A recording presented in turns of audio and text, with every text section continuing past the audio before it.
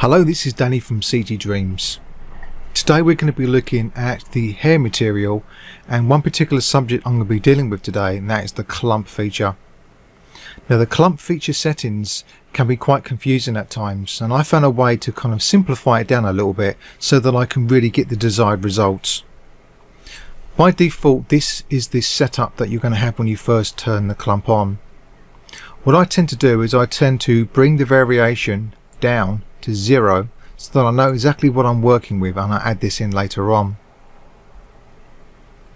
What I would do is I would increase the count to 100%. I would increase the clump to 100%, so this is the strength,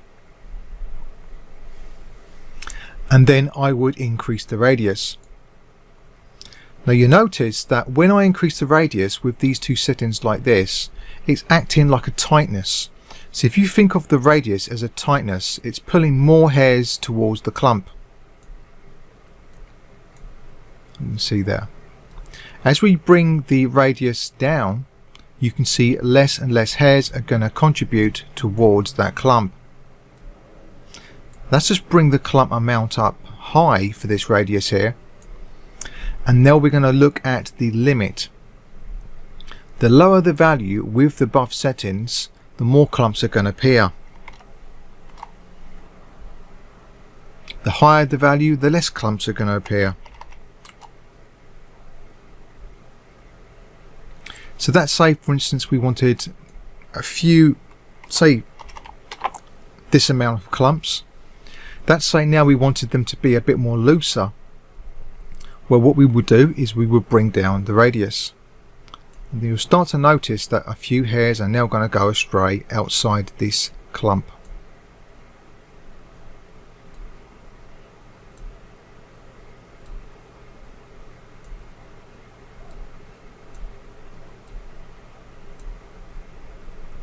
Now you'll notice that if you bring the count down, it doesn't really do anything.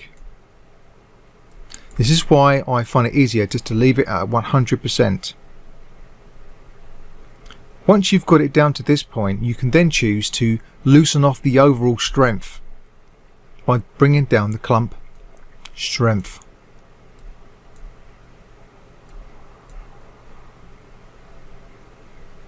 Now if you choose the include roots, it's also going to affect how this affects the clump. So as I move this along, this represents the root, and this in the middle here is 0 value. This is a negative value, this is a positive. So what's happening at the moment is it's applying 0 clumping from the roots, and then it's increasing its strength towards the tip. If I want it to have a different starting point where I want it to have a 0 value, you can see here that it's roughly up here where it's got that 0 value. So let's say, for instance, I wanted the clumping to only appear closer to the tips. I can bring it to start from here. You can now see the clumping is appearing just near the tips. Of course, I wanted to have it happen right at the base of the roots. If I go to a negative value and then a positive value, you can see how it's affecting the roots. So if I want the roots to have a little bit of influence over the clumping, then I can start to increase its value, starting right at the base where the roots is. If I wanted it to have less of a value, let's say for instance we bring it up here, but I wanted it to start it further up of the hairline,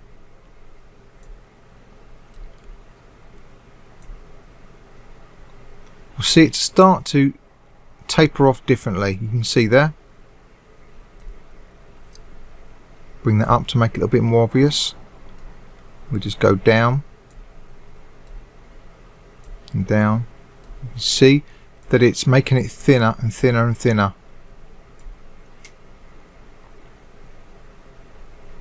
The keep length is going to do what you imagine it to do. It's going to keep the length. Now if we take this off, it's going to have that effect. If you take the include roots off, then it's going to have an overall effect on the way the roots are going to be affected.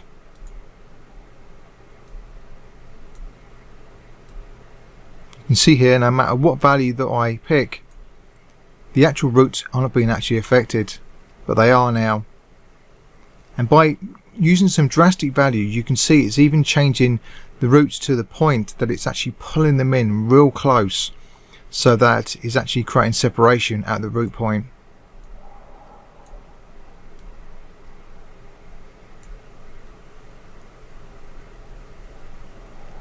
Once you get to this stage and you've got the count set up at 100%, you've got the clump strength, you've got the radius which is affecting the tightness, and the limit which is affecting how many clumps are going to appear overall, you can then start to dial in some variation.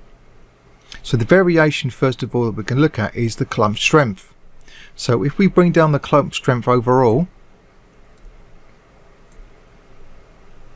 and then increase some variation, it's going to appear more looser while still retaining some of the main clumps. Again, for the radius, this is like the tightness. Increase this, we're going to have more tighter hairs some places, and we're going to have looser hairs in other places. Finally, if we look down here, you can adjust the fall off.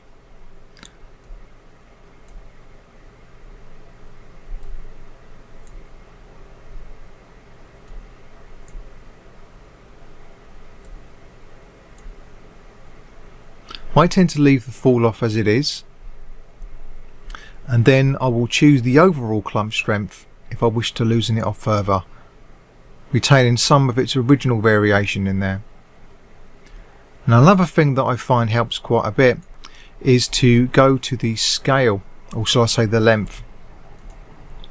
What the length does is it enables the hairs, when it occupies near the tip, to vary in length, and it doesn't look so linear in the way that it appears.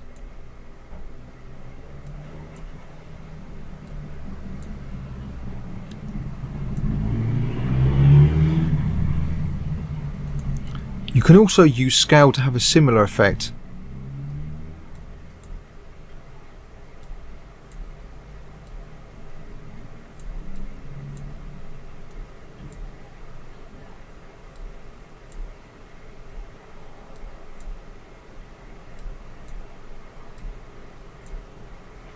Personally, I find the scale gives a much more random look to the tips than what does the length.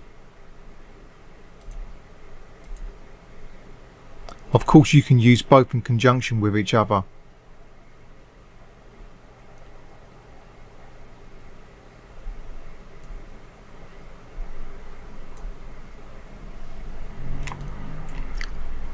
And that's really about it. This is what I do when I'm working with clumps, so that I can do it in a way which gives me the full control that I desire, the amount of clumps that appear and how they will look when I'm finally going for my render. Now, the frizz and kink is definitely something you want to consider, because this is going to give you an overall looser look to the hair. Just be careful not to overdo the frizz. I find that a very low value is enough just to loosen things up a little bit. If you don't want your hair to be perfectly straight, you can also add a little bit of kink, and the same way this really does need its own tutorial, the kink. But for now, let's just say we just keep it to a low value to give it more of an organic look.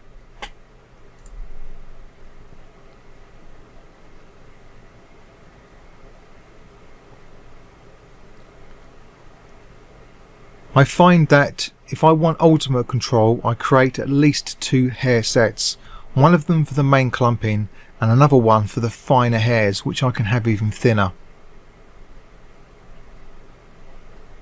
In the second part of this video, I'm going to be talking about how we can actually apply variants of thickness using a map.